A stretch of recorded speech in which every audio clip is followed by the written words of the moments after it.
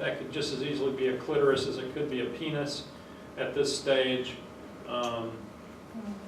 Little baby in a amniotic sac. This is clearly, they've lost this baby because he's outside of the uterus. This whole membrane is pulled away.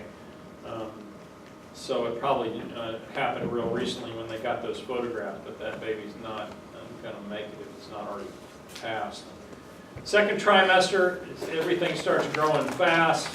Third trimester is nothing but weight gain and getting things bigger. Some of these pictures are so cool.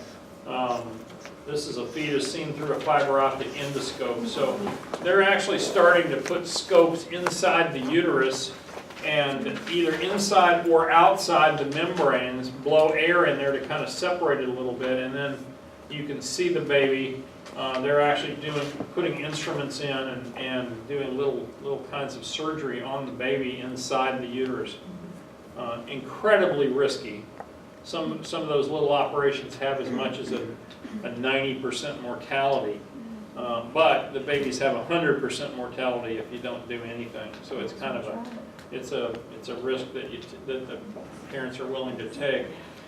Every time I see this picture here, I tell this story on my son. A few years ago, my son and his wife were pregnant with their first child, and they were going to see this midwife. And I said to him, I said, well, how far along is the pregnancy?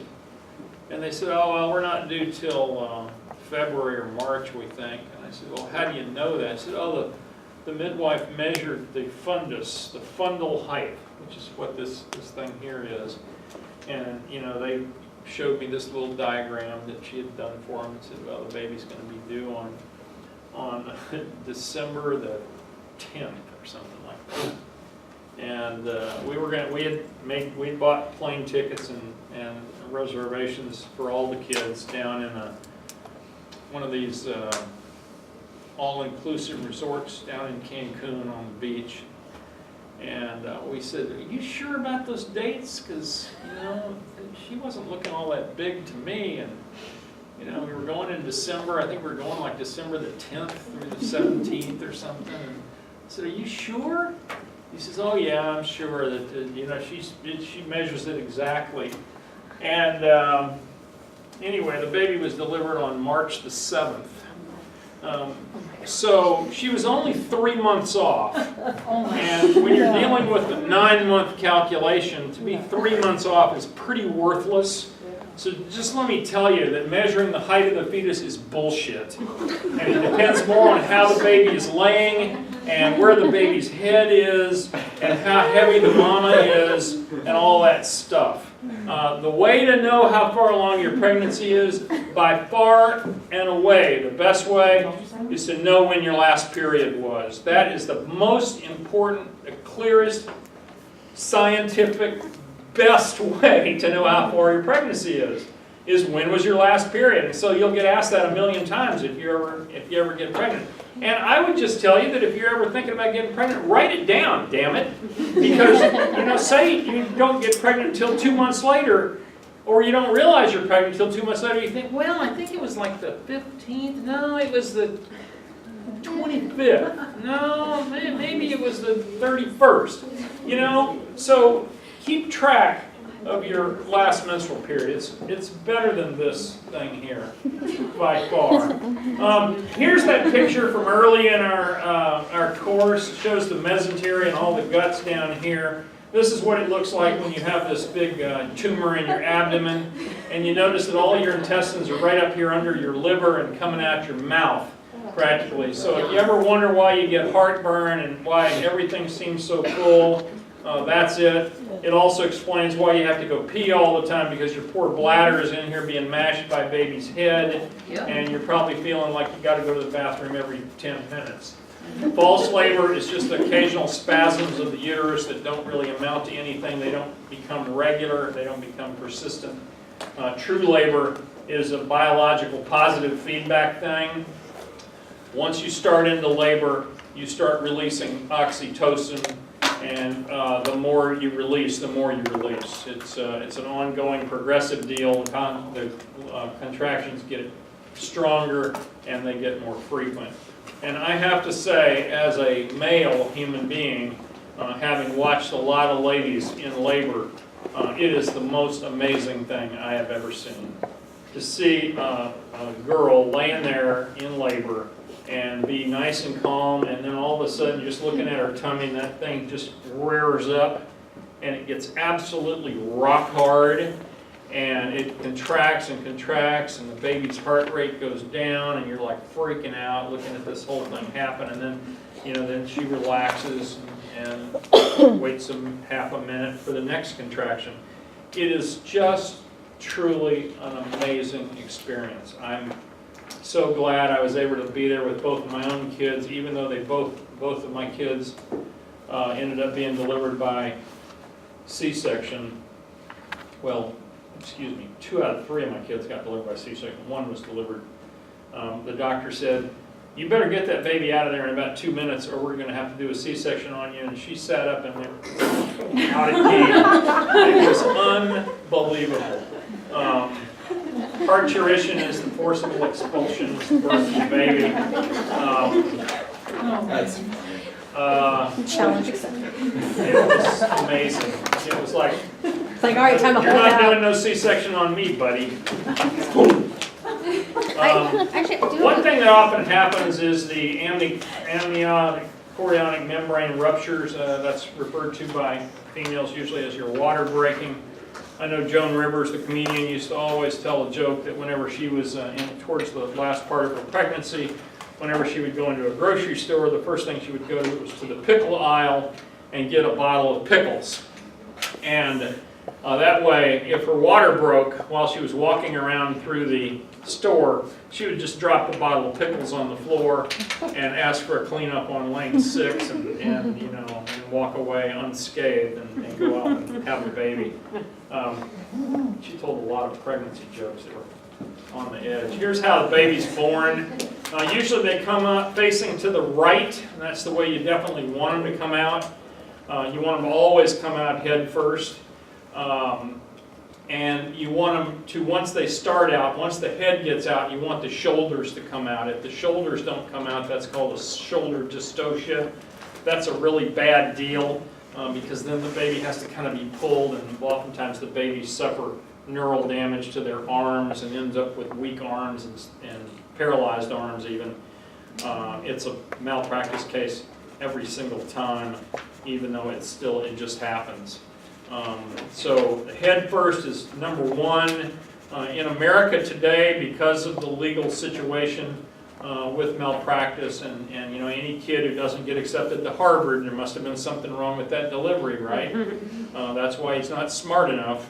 And the babies, the lawsuits on babies continue until the baby's 5 years after the point of adulthood. So until a baby's 26, you can still sue the doctor.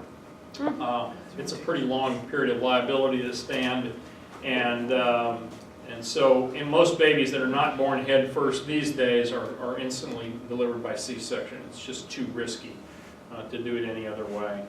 The expulsion stage is as the baby comes out.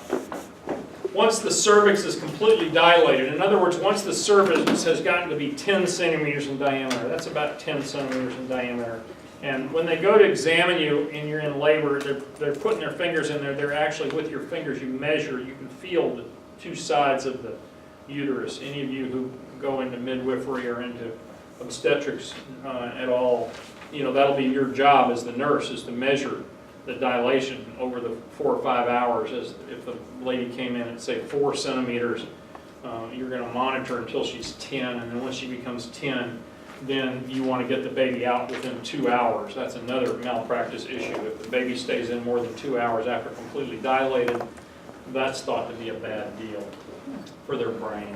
Out the baby comes. You saw the pictures of that the other day. And then the last stage of labor is the placental stage, because the baby may be out, but the placenta is not out. So it's not over by any means. And during this time, the uterus is sort of sitting there, and you hope that it's separating from the placenta, and the placenta is coming loose from it. Within an hour, it should come out. Usually it comes out within 10 minutes. And so sometimes the doctor or the midwife will sit there and kind of put a little gentle traction on the umbilical cord, the half that's left still attached to mama's uterus, and kind of ease it on out. I've seen a lot of blood in my surgical career. I have never seen as much blood as I've seen with childbirth. Childbirth is always incredibly bloody. The normal childbirth has 1,000 cc's of blood loss. 1,000 cc's, that's 2 pints of blood. That's perfectly normal. But that 2 units of blood can turn into 6 units of blood in about 3 minutes if that placenta doesn't release properly off the inner lining of the uterus. Here comes the placenta out. Once the placenta is out, then you can give oxytocin through the IV and make that uterus completely contract down. As it contracts down, it gets hard, and you'll be massaging the uterus to help it contract down. The more it contracts down, the more it prevents any further bleeding from these big arteries that go through the wall of the uterus there, and everything's cool. I'll give you my little story on episiotomy. When I was a medical student, we pretty much did an episiotomy on every first-time delivery. And the reason is we weren't very skilled in those days with all the dilation and all the oil and all the other stuff that they do now. And if you didn't do an episiotomy, which was basically putting a pair of scissors into the vagina between the baby's head and the edge of the out on the skin, and just going, which then opened them up. The incision was about 4 inches long or so, and that allowed enough room for the baby to get out. And then you could go back and sew it up. It took about 10 minutes to sew it back up, but it was easy to sew up because it was a nice, clean cut. And so, I thought, well, gee, that's just part of the deal. And come to find out, 25 years later, they're hardly doing any episiotomies. But let me tell you, the need for episiotomies has never gone away. And I have a sister-in-law who did everything right, went to the doctor, a million times, and got all the dilation and massaging and all that stuff. And she went to deliver her baby, and everything ripped. I mean, it ripped her vagina, it ripped her urethra, it ripped her rectum. She was incontinent of stool and urine for 8 months. Oh no, you can cut all you want. They tried to, they were experts that were there. They were board certified surgeons, gynecologic surgeons. They tried to sew it all back up, but when it's just ripped and all torn apart, There's nothing to sew. There's nothing really to sew. And so she suffered badly. Would she have rather had an episiotomy? You betcha. And it would have been much more healthy for her and the baby and everybody, and the husband too. Anyway, that's what it is. C-section has nothing to do with Caesar. I don't know how it got that name. Caesar was not born by C-section. It's basically done through a little incision. It's actually, they've gotten so good at it now, they can kind of do it right in the pubic hair, little transverse incision down there, and then just make a little incision in the uterus and pull the baby's head out. And that's a common thing. Breech birth is butt first, or legs first. Very complex, subjects the fetus to severe distress and potential injury. Their umbilical cord can get compressed really badly when they come out in this direction, and it's not good. I'll talk about twins over in the lab.